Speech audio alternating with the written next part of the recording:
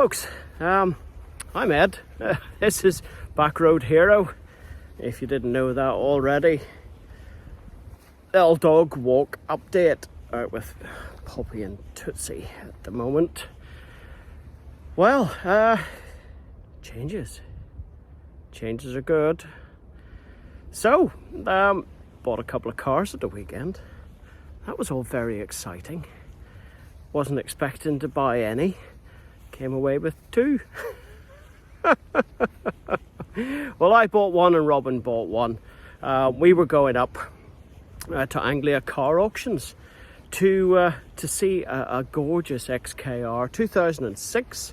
So it was the 4.2 engine, the upgraded engine, and it only had 44,000 miles on it, full Jaguar history. Oh, a gorgeous thing it was. So we went up to have a look at that. In the catalogue, he spotted a 7 Series. He knows I'm partial to a Beamer or two. In fact, if those of you who know me race the e38 Racer, that's got its own channel. You want to keep up with my escapades around the circuits of the UK, doing 750 Motor Club road sports. That's a mini endurance race, 45 minutes and a pit stop. So that'll all kick off again. We do a track day in March at Silverstone, and then it all kicks off at Silverstone again in April. So looking forward to that. We've got a Range Rover and we've got a trailer, so no more sore backs for me. The race car, it's MOT'd and insured, road legal. So I was driving it last season to and from the circuits, obviously adjusting how I raced so I could actually drive the thing home. Now all bets are off. We'll have a bit of comfort, and that's the other update. The L322 that we initially threatened to reject went back to Ford Used Cars, and they did the full belts on it. They did the rear prop shaft, albeit with a reconditioned unit. So that all in all saved us about £1,500, which is really good to see. Otherwise it would have had to come out of our pocket.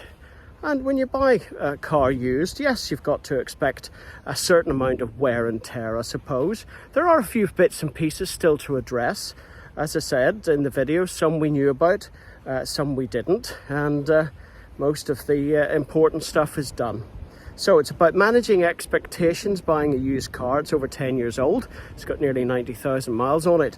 But at the end of the day, it has to be safe and usable, and it should have been prepared in accordance with that.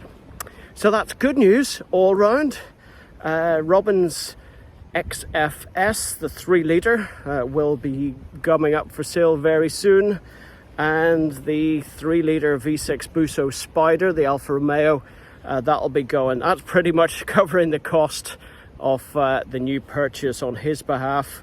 I've got a 63 Beetle and a late 80s MR2 to go. So we're kind of juggling the carousel of cars. I think between us we've got 15 at the moment, which is just, it's embarrassing. And again, I apologise to my long-suffering wife for putting up with me. So that's it, little quick update. It's saying something like 3 minutes and 30 on the old clock here, so I'll keep it short. What have we got planned? I'd love to do a light restoration on the BMW, put in some sort of modern infotainment system. It's got an old analog telly in there at the moment. Well, I'd like to do something around that, but failing that, we'll modernise it, stick in some Apple CarPlay, and I'd love to take it to the factory at Munich and have a bit of a drive around the Black Forest. I've been to Munich several times in the past with my job, but I haven't really had a chance to explore too much around there. So that would make a lovely road trip. If you want to subscribe, follow that. The BMW will have its own playlist, as do all the cars. So if you want to follow some of that individually, maybe you're not interested too much about Range Rovers, but you'd more be interested in a nice e38, it'll have its own playlist. That's it for now. All the best. See ya.